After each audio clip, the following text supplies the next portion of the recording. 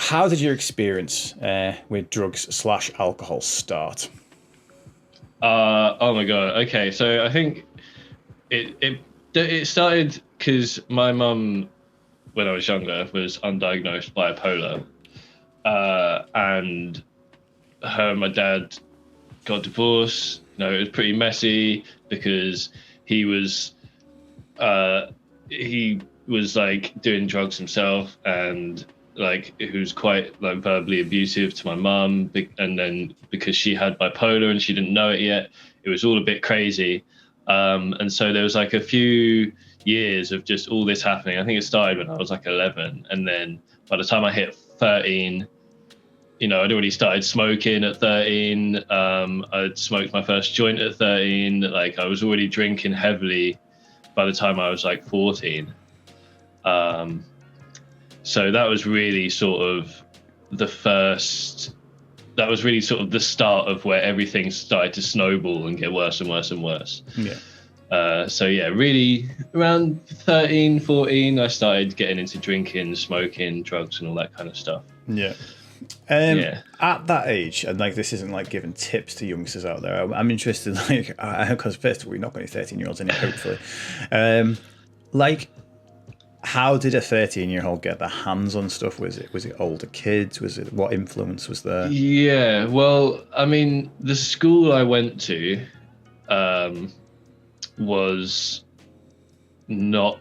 It had a lot of not very great people there, and then I remember one year this kid joined the school, and me and my friends sort of like made friends with him, and I remember we were out, and he was just like, "Oh, I've got this.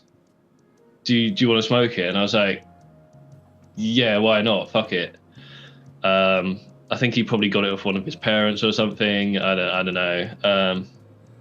But yeah, that's also the same person that sort of introduced me to speed as well. That was the first time I ever took speed, was with that person. But that's not when the addiction started. That sort of like was my introduction. So yeah, and I used to hang out with a lot of older people outside of school as well, because obviously I didn't want to be at home a lot. I would go into town. I would hang out with people there. I would hang out with people that were much older than myself, probably, like 6-7 years older than myself. And they would all be drinking and smoking and stuff like that. And I would go to parties when I was 15, I started going to house parties all the time. So yeah, I mean, it's not like I myself got hold of it. I just knew a lot of people that had already been in it and knew where to get it, and they would share it. So yeah. Okay. Two follow-up questions from that. What were your own, and if you had any preconceptions or any education around drugs before that, like before you were like, yeah, fuck it. I mean, that was the exact moment that I first tried ecstasy. Like when I was 25, it was a fuck it moment. It was like, I've already fucked up everything. What's the point of being scared of this thing that I was the most staunchly anti-drugs person ever, by the way. Yeah. But like for you, what was the kind of like, was there any knowledge of drugs in your head? Had your parents spoken about it? Has school talked about it? Has Mr. Mackey from South Park told you that drugs are bad? And kind of... Yeah, like obviously we'd had a couple of school assemblies at that point about drugs and how they're bad and stuff like that. And I was like, I know they're bad, people die from them or whatever.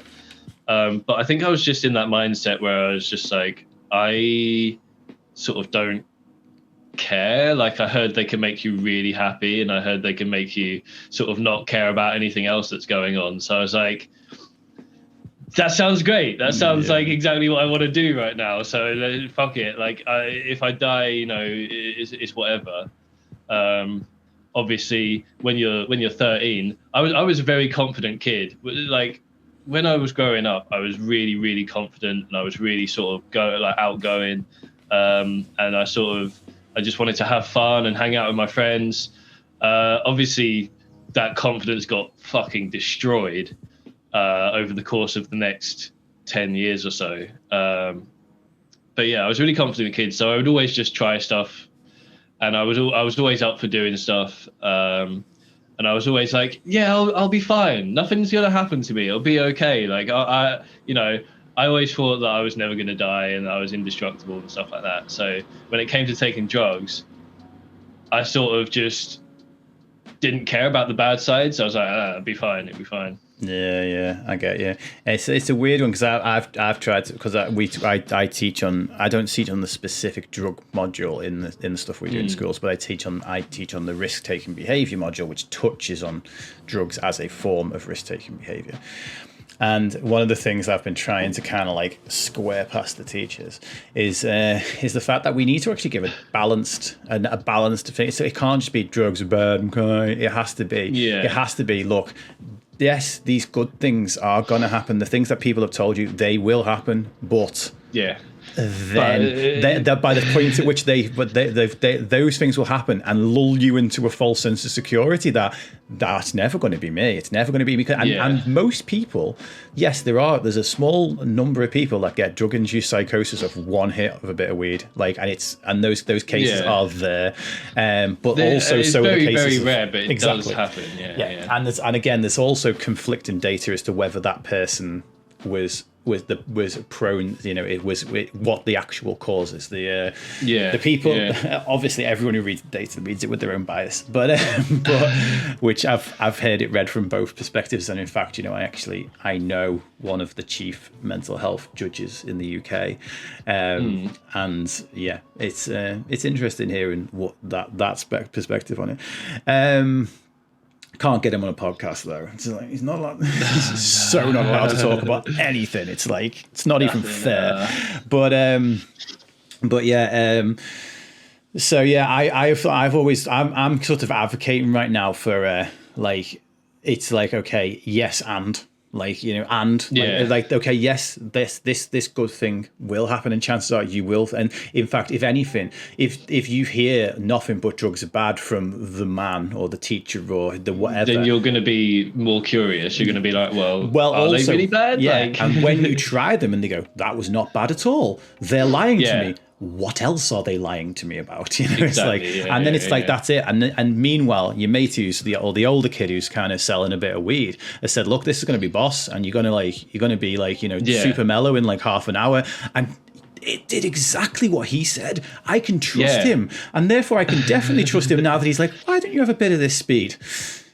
It does sort of escalate like that because obviously the first time I ever did drugs, it was weed, which I think everyone's weed gateway drug. And it's like, a lot of people will smoke weed for their first drug because it's sort of the lesser evil in the drug community. And a lot of people advocate for weed.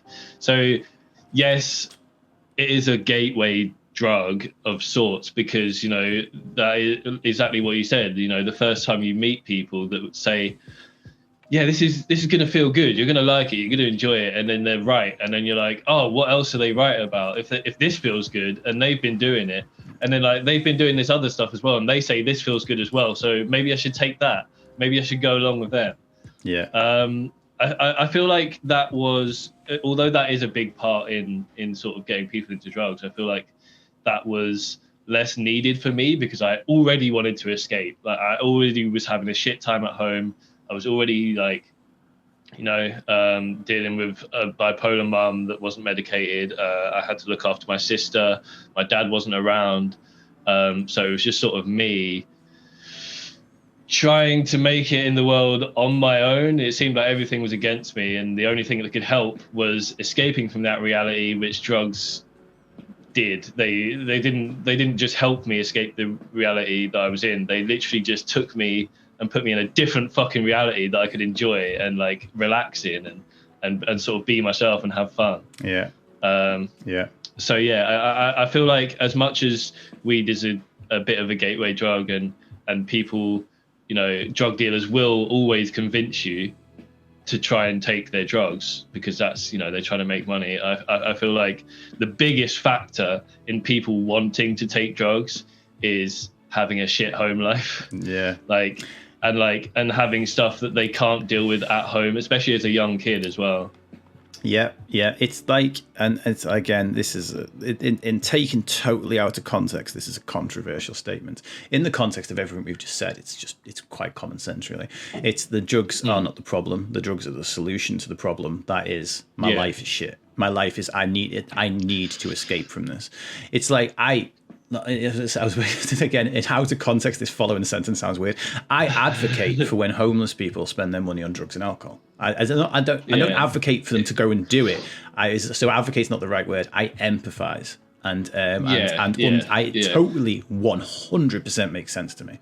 Like, no questions. Big time. When and old me, like like was a lot more judgmental and a product of the society that he was brought up in, and went from working class to middle class, and became new money and all that stuff, and borderline became a Tory. It didn't. Jokes, not happened. Just happened to be. Imagine Tory Dave. I know. I'll imagine. But well, I was raised by someone who defected. So it's like because she went from absolute poverty to having money and wanted to protect her money.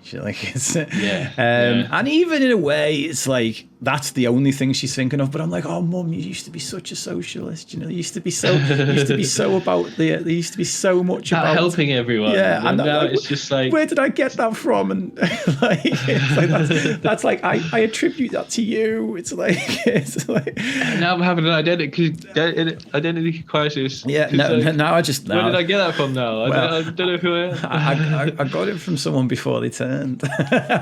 Yeah. Gateway drug was Toryism was money. But oh no. The worst kind of gateway drug is money. But yeah, I actually did just imagine Tory Dave, and it was frightening. He definitely doesn't have this hairstyle. But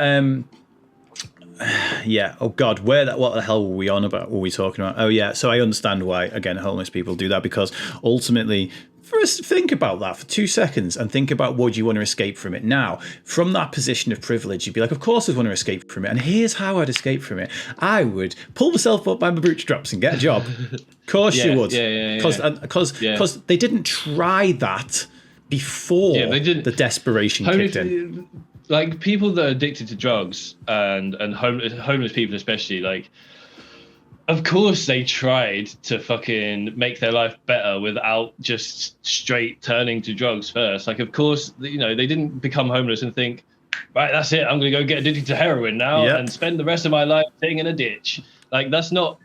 It has to get really bad. Like, obviously some people, the way they become homeless is such a bad situation in itself that they do start taking drugs, and then some people become homeless because they're already taking drugs, and that would have had a cause further down the line that started the drugs off. And it's like, yeah, I do empathize with a lot of homeless people, a lot of my friends, because obviously a lot of my friends were taking drugs as well. They've become homeless, or they were homeless before they started, because of various other situations. So yeah, I definitely empathize. I know how it feels to be in that situation. I've been out on the streets myself. So yeah, it is bad. I feel like there should be more support for people who are homeless, and especially there should be more support for kids who are thinking about getting into drugs or who have started getting into drugs early. There should definitely be more support around that. Yeah, absolutely. There's some great stuff going off in chat, by the way. I'm not going to read any of it, but it's good. Because if I do that, my attention will be fragmented and it will never come back. So you said before that wasn't where your addiction started, like the first time you tried speed. Like, where do you define it as your addiction starting? So I would say my addiction started, it was around the time I was 17, 18. I had been kicked out of my house.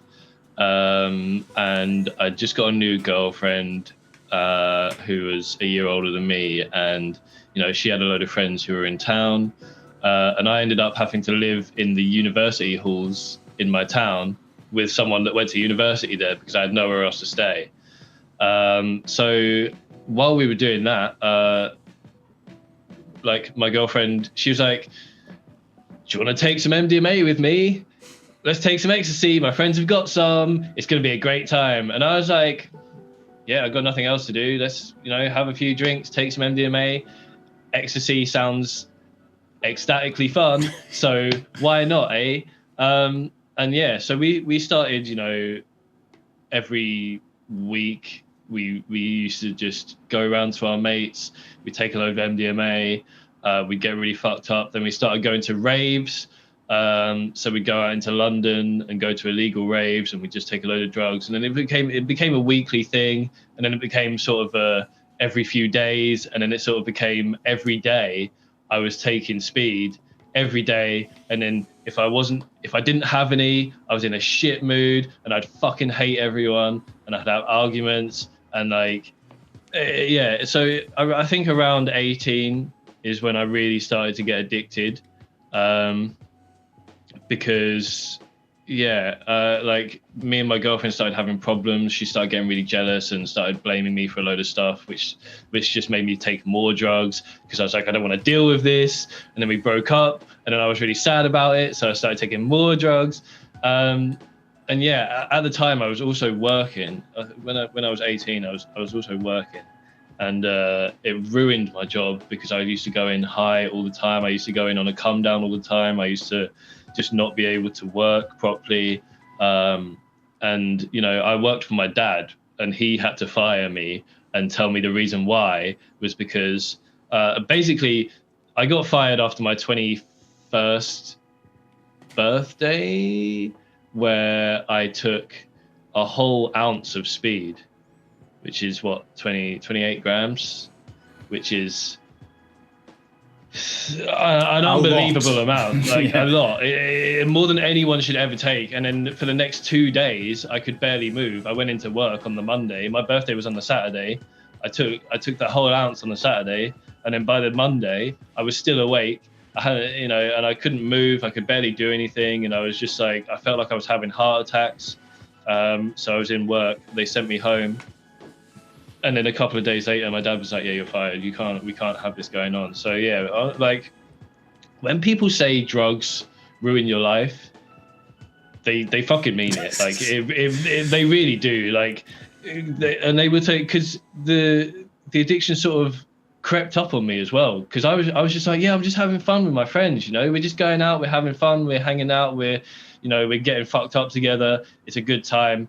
And then you slowly sort of realize, like, hang on, wait, I'm doing this every day. I'm doing this even when my friends aren't here. I'm doing it on my own. I'm doing it, I'm barely going out anymore. I barely leave the house. All I do is sit here. I get high.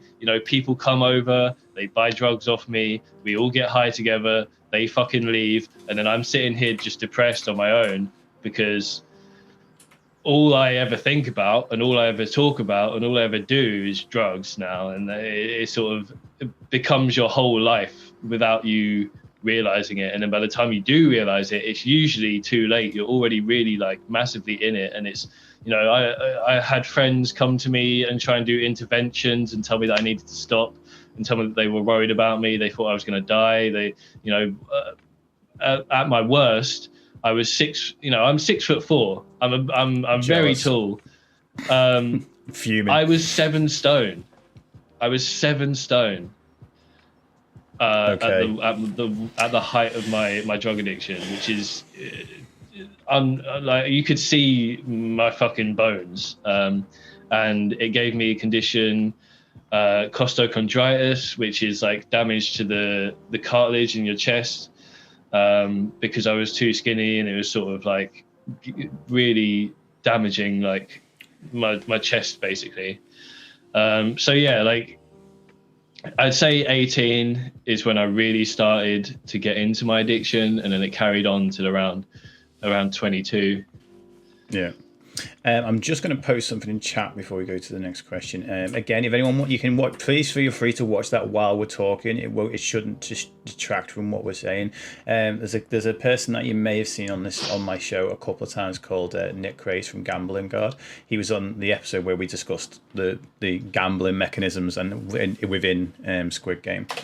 and basically it's a repost of a TikTok, and the TikTok is a video that someone took that they went to in a recovery college, but it's a video that shows a very, very simple animation that is ridiculously powerful of this little bird that's running along, and it's showing what addiction's like. Again, I would encourage everyone in chat to either watch that while we're chatting away, or to get it tabbed and watch it after we're done in the break.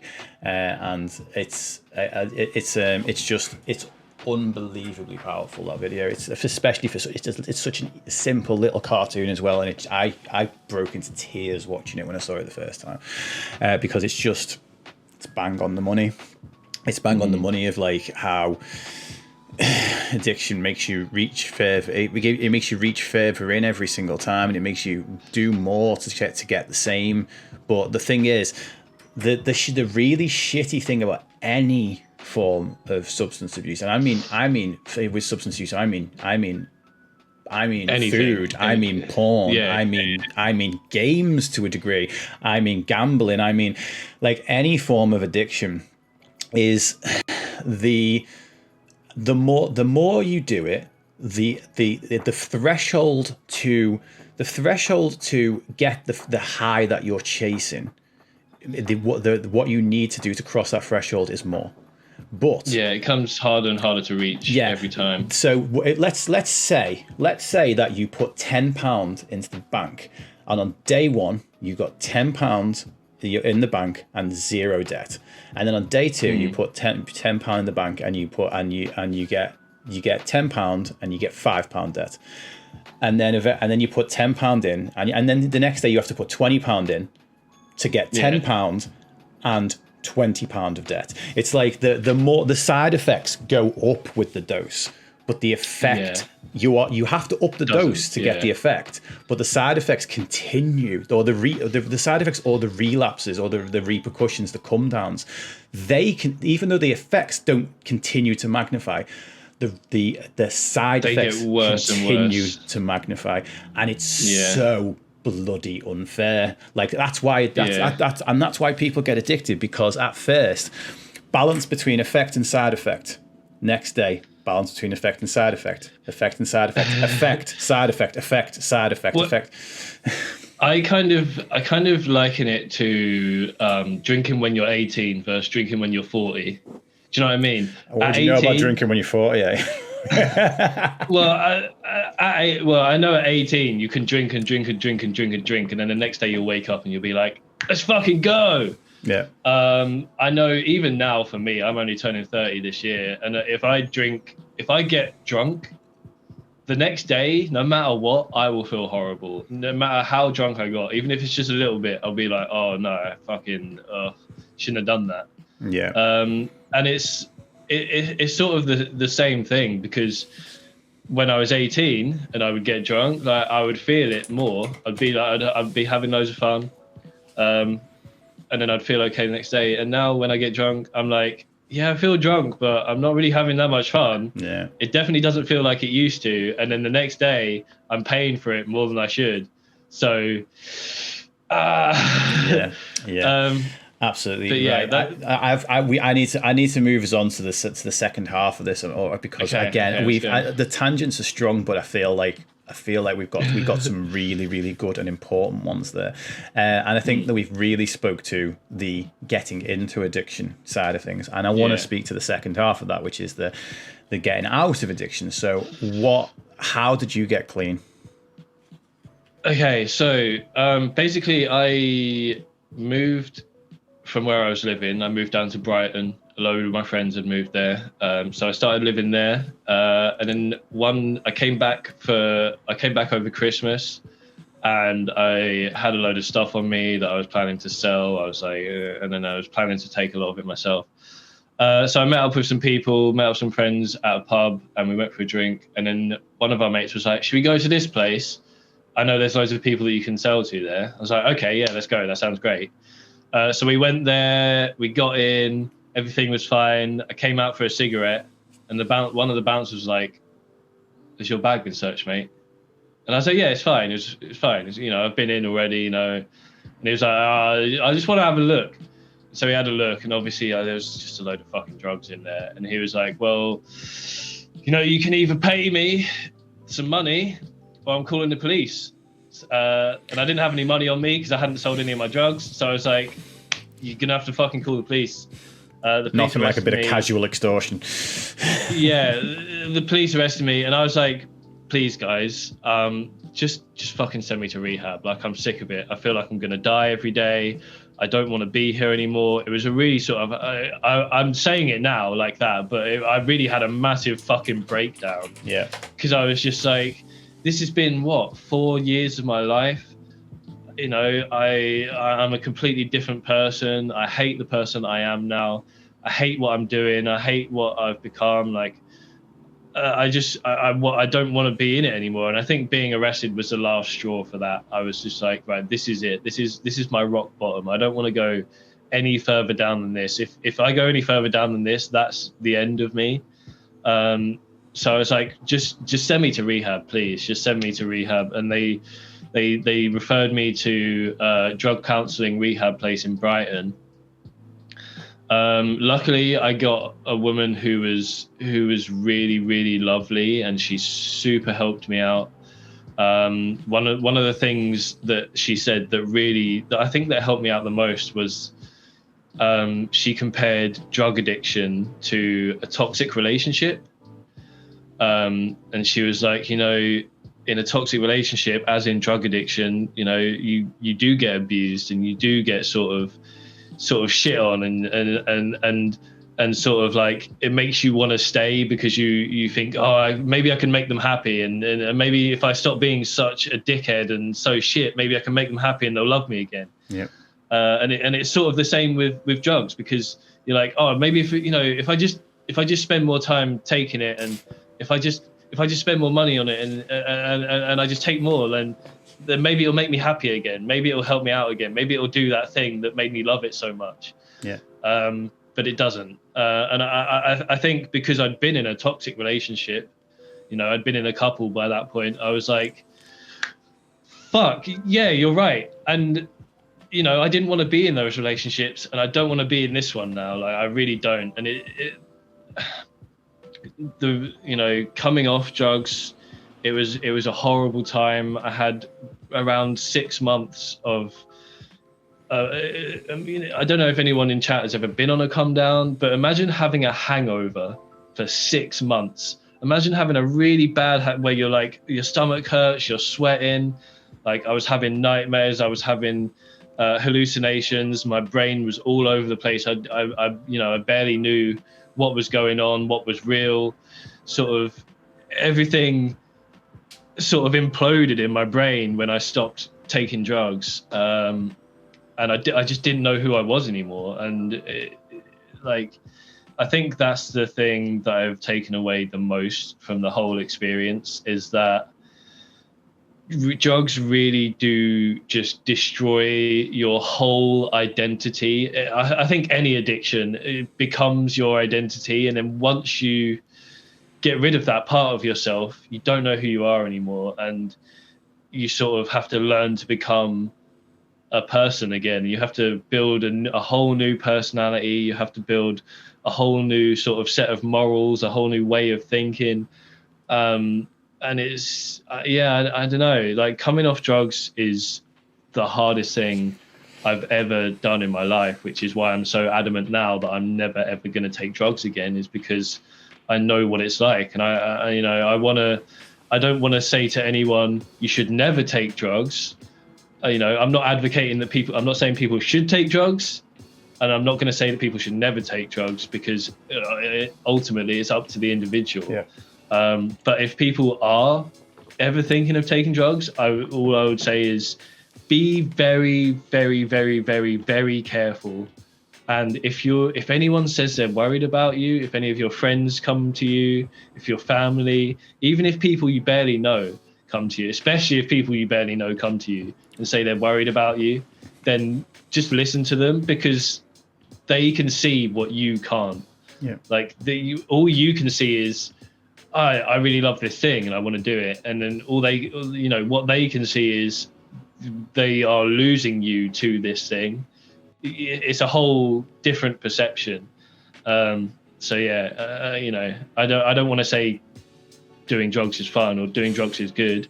I know I had a lot of fun, but I also had some I also had the worst times of my life while I was doing it. So I mean, I did have a lot of help from my friends. I had some really supportive friends, even though they were all still taking drugs at the time, which made it a bit harder to separate myself. The friends that were supporting me were really, really helpful in making me not want to do that stuff anymore. Yeah, amazing. What would you say have been the biggest difficulties in staying clean? It seems like you're very adamant on it and you're very resolute on it, but what have been the difficulties in staying clean? I mean, the biggest difficulties in staying clean are when you hit low points in your life, which there will be a lot of, especially if you're coming off of a long addiction. Any sort of low point in your life, and it still happens. For me, I feel like the addiction is gone, but the urge, I still get it. Mm-hmm. I still get it, and sometimes, you'll get a memory of what it smelled like or of what it felt like, and you're like, I just fucking... Smells are one of the worst as well. They go right in. It's like this. Like if someone walks past you with like an ex's perfume on, and it's like, wow. Yeah. If that was a good ex, you're gonna be like, oh, that's a really nice smell. If that was a bad ex, you're gonna be in a bad mood for the rest of the day. But yeah, it's a weird one because like my particular, I only did ecstasy I only did ecstasy a bunch of times, a few times, but coke became my thing, and it's a really weird thing is that you realise that you've smelt coke before because pretty much all money petrol. Smells of it. Yeah, money, petrol. Yeah, coke, it's like so that the worst thing about that is there's smells that can get to you with that aren't even that smell. It's it's just and then it'll make you think of it, and then you're like, oh my god, I could really, really, really, really, really go for some right now, and then you think, no, bad, I can't, no. I know you were talking about tokenis's tattoos earlier. Oh yeah, because they were the chemical symbols. I got one on my ankle. I don't know if you're about to see it. Oh yeah. This is the chemical symbol for amphetamines. I got this to remind myself never to take them again. that is taking back ownership right there. I got it. I was like, right, I'm fully clean now. As soon as I think it was like 3 or 4 years after I got clean, and I was like, right, it's been long enough. I'm fully clean now. I'm getting this tattoo. Just to remind myself, never, ever, ever take this never put this shit in your body ever again, because it will ruin you, and it will just, I know as soon as I take any of it, I'll be straight back, not to where I started my addiction, but to where I was ending it. Mm-hmm. I will be straight back in it. I know as soon as I see it, I'll be so fucking tempted. And if any of it goes inside my body, that'll be it for me. I know I'll be straight back on it. And so yeah, for me, it has been really difficult. One of the saving graces that I've had is that it's not easy to get around here. Mm-hmm. So, I lost all my contacts. I purged all my contacts and I got rid of everything. And, even though if I really wanted to, I could still get it. The fact that it's difficult to get definitely helped. Yeah, absolutely. It's not like alcohol where I can just go out and buy a drink. Do you know what I mean? Yeah, totally. Okay, final question time. I don't know if you've been paying attention to this one. If you might be prepped for it or not, because everyone's getting this question, which is I'm half prepped for it. Half prepped. Love it. Yeah. If you could wave a magic wand and change one thing in the world to positively impact mental health, what would it be? I would just get rid of money. Just get rid of money. I think money is the root of most evil. I feel like money affects everything from mental health to physical health to what you can do in life to your opportunities. You know, it affects the way people treat each other. I think, you know, without money, I think, you know, obviously we're too far in it now to just get rid of money. But I think without money, people would be a lot happier. You know, people could just work for their food, work for their, you know, whatever they wanted. They could trade. I just think money, as helpful as it is in a lot of situations, it really does ruin a lot of people's mental health.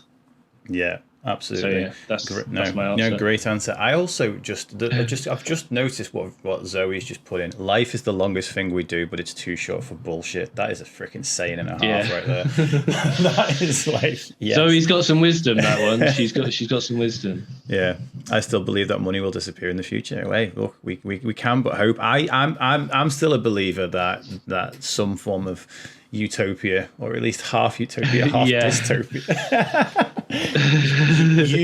I mean, I suppose technically we're already in half utopia, half dystopia, but I think there is a possibility for it. I still believe in the once upon a time global shift towards more kindness, towards more empathy, towards leading with the heart. We can only hope, right? Yeah. That's all we've got is hope. Yeah, you know? Yeah, absolutely. And hey, look, it's like I feel like I'm going to jump into like imagine now. It's like you may say I'm a dreamer, but I'm not the only one. And through this amazing platform, I've met a lot of those dreamers, and it's great to meet a lot of those dreamers. So, Face, it's always a pleasure. It's been great catching up with you. And to be fair, I know actually that I said before, this is like, you know, this is kind of like for the audience. That was, we went at that in a different way, and I only asked about 3 of the questions on here because everything else just branched off nicely.